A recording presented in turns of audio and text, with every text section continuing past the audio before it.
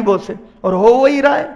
آج ہر شخص کو غریب بننے سے نفرت ہے، ہر شخص اپنے جیب کو بھرا ہوا چاہتا ہے، خالی جیب کوئی نہیں چاہتا، اکاؤنٹ بھرا ہوا چاہتا ہے، گھر بھرا ہوا چاہتا ہے، اور آر سی سی کا ہو، پی او پی ہو، جتنا اچھا بنے اتنا اچھا ہے۔ ٹینوں کے گھر سے ہر ایک کو نفرت، کویلو کے گھر سے ہر ایک کو نفرت، سادے سیدھے گھر سے ہر ایک کو نفرت، حالانکہ ایسے گھر آل رسول کے بنے ہوئے ہیں، سادے سیدھے گھر آل رسول کے گھرانوں میں سے مجھے آپ بتائیے کس کا گھرانہ آج ایسا بنا ہوا ہے جیسے ہمارے گھر بنے ہوئے؟ کس کا نہیں ہے؟ تو فرمایا ہے کہ یہ تحل الفقر والغربہ، اور دوسری نشانی فرمایا کہ دریائے فرات خشک ہو جائے گا، سوکھ جائے گا۔ اب دریائے فرات کہاں سے ہے؟ یہ ترکی ہے، ترکی کے بالکل قریب آرمینیا ایک پہاڑی سلسلہ ہے، برفی پہاڑیوں کا سلسلہ ہے، برفانی پہاڑ ہے وہاں پر، وہاں سے برف پگھلتی ہے اور وہ جمع ہوتی ہے، اور اسی کو دریائے فرات کہتے ہیں۔ ترکی سے وہ دریا نکلتا ہے، آگے عراق ہے، عراق کو سیراب کرتا ہے، پھر عراق کو سیراب کر کے بحر طبریہ میں جا کر گر جاتا ہے۔ تو جیسے انڈیا اور پاکستان کی آپس میں جنگ ہے، مثال کے طور پر انڈیا سے پوری ندی اور دریائے نکلتے ہیں، سمندر نکلتے ہیں، اب یہاں سے انڈیا اگر چھوڑے گا تو پاکستان کو پانی ملے گا، ورنہ پانی نہیں ملے گا۔ کمپرومائز اس بات پر ہوا تھا کہ پاکستان تو الگ ہو جائے گا مگر پانی پاکستان کو انڈیا دے گا، کیونکہ پاکستان کو وہ علاقہ دیا ہوا ہے کہ جہاں سے سمندری راستے گزرتے نہیں ہیں، بیچ میں انڈیا ہی پڑتا ہے، انڈیا کو ہی پانی دینا ضروری ہے۔ تو اگر انڈیا اور پاکستان کی جنگ ہے، انڈیا کہتا ہے کہ میں پانی نہیں دوں گا، پاکستان کے معاملات خراب ہوتے ہیں، مذاکرات خراب ہوتے ہیں، پھر جھگڑا ہوتا ہے آپس میں۔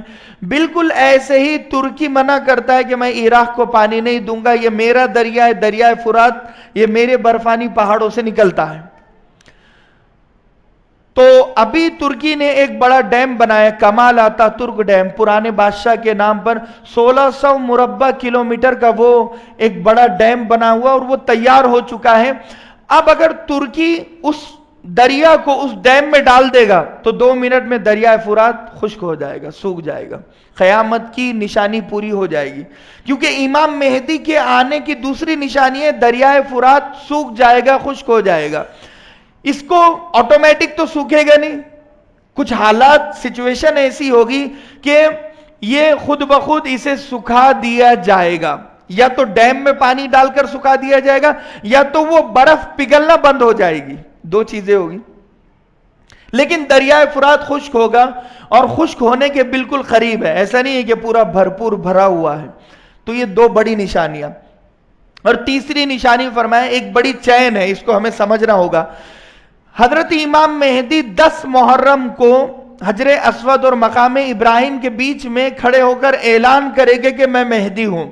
یہ اعلان 10 محرم کو ہوگا، تو اس سے 5 مہینے پہلے علامتیں اور نشانیاں کیا کیا اسٹیپ ہے، یعنی 5 مہینے پہلے اگر ہم آئیں گے، محرم سے پہلے اگر آئیں گے ذی الحجہ، ذی القعدہ، پھر اس سے پہلے آئیں گے تو سمجھ لو شعبان یہ پہلا مہینہ ہے، شعبان، رمضان، شوال، ذی القعدہ، ذی الحجہ، شعبان سے نشانیاں شروع ہو جائے گی کہ اب امام مہدی آنے والے۔ کیا نشانی ہے؟ پہلی نشانی یہ ہے کہ شعبان المعظم میں ایک بڑی جنگ ہوگی مسلمانوں اور کافروں کی، اور وہ جنگ ہوگی ہر مجدیوں میں، یعنی یہ فلسطین میں ایک بڑا پہاڑی سلسلہ ہے، وہاں پر مجدو بستی ہے، وہاں پر مسلمانوں کی اور کافروں کی ایک بڑی گھمسان کی جنگ ہوگی، جس جنگ کا تذکرہ حدیث میں الملحمۃ العظمیٰ، الملحمۃ الکبریٰ کے نام سے بھی ہے۔ شعبان المعظم میں یہ جنگ ہوگی۔ پھر رمضان المبارک کی پہلی تاریخ کو چاند گرہن ہوگا۔ رمضان المبارک کی پہلی تاریخ کا چاند کتنا ہوتا ہے؟ اتنا سا باریک ہوتا ہے، لوگوں کو دکھتا نہیں، نظر نہیں آتا۔ حالانکہ چاند گرہن کب ہوتا ہے؟ جب 15ویں تاریخ کا مکمل چاند ہو جاتا ہے، تو جب چاند گرہن ہوتا ہے تو فلکیات حیران ہو جائے گے۔ یہیں پر یہ بتایا جا رہا ہے، اللہ کے نبی صلی اللہ علیہ وسلم نے فرمایا جب دنیا ختم ہوگی تو دنیا میں وہ ہوگا جو کبھی نہیں ہوا، دنیا اپنے الٹی کروٹ پر لیٹے گی، یعنی ہر چیز الٹ نظر آئے گی، کبھی چاند گرہن پہلی تاریخ کو نہیں ہوگا تو اب ہوگا. اب بتایا جائے گا کہ اب دنیا ختم ہونے کا وقت قریب ہے. پہلی تاریخ کا چھوٹا سا چاند ہوتا ہے.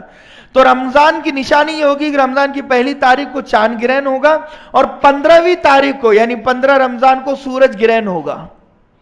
اور اسی 15ویں رمضان کی 15 تاریخ کو سورج گرہن دن میں ہوگا تو رات میں فَإِذَا صَوْتٌ مِّنَ السَّمَاءِ ایک چیخ زوردار آواز آسمان سے آئے گی, لوگوں کے کانوں میں پڑے گی تو لوگوں کے کان پھٹے گے, پھر دل پھٹے گا. 70,000 لوگ اس آسمانی چیخ سے اسی رات مر جائیں گے. جب دوسرے دن صبح دوسرے لوگ بیدار ہو گئے تو وہ خبر یہ سنے گے کہ 70,000 لوگ آسمانی چیخ سے مر گئے. کس طرح فَأَخَذَتْهُمُ الصَّيْحَةُ, اس سے پہلے بھی اللہ نے حضرت لوط علیہ السلام کی قوم کو آسمانی چیخ سے تباہ کیا ہے. حضرت جبریل علیہ السلام نے اپنا پوری طاقت سے چیخا ہے تو ان کے کلیجے پھٹ گئے اور وہ ان کے سر ایک دوسرے سے ٹکرا گئے اور وہ زمین پر گر گئے اور مر گئے.